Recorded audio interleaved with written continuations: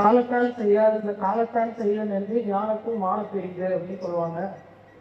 தேவையான நேரத்துல செய்யாம அதுக்கப்புறம் செஞ்சு பிரோஜனம் இல்லைங்கிற மாதிரி எங்க வாங்க காலத்தில் செய்கிற நன்றி சிறிதொழியும் ஞானத்தில் மான பெரிது.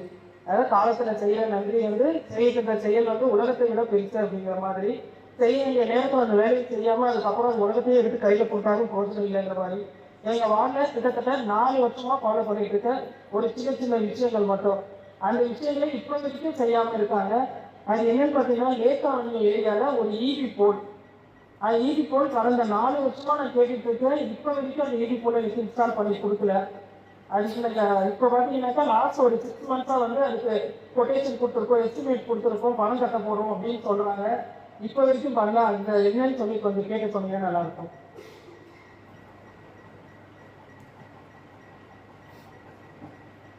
யார் பார்க்குறீங்க இந்த வார்டர்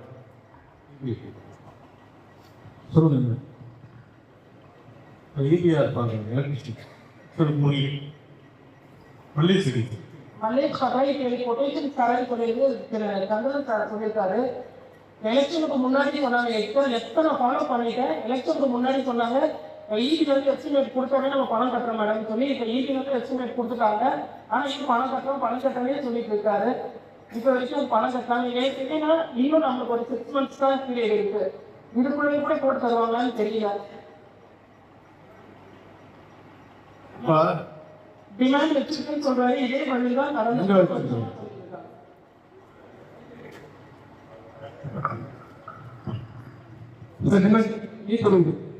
ரெடி பண்ணிக்கிறாங்க. ஈபி டிமாண்ட் கொடுத்து எவ்வளோ நாள் லாஸ்ட் வீக் சரிங்க மேடம். இப்போ ஈபி போர்டு சாங்ஷன் ஆகுதுன்னா அது இன்ஸ்டாலேஷனுக்கு சேர்த்துதானே நம்ம கார்பரேஷனுக்கு பணம் கட்டுறோம். அது ஒரு டவுட் இருக்கு.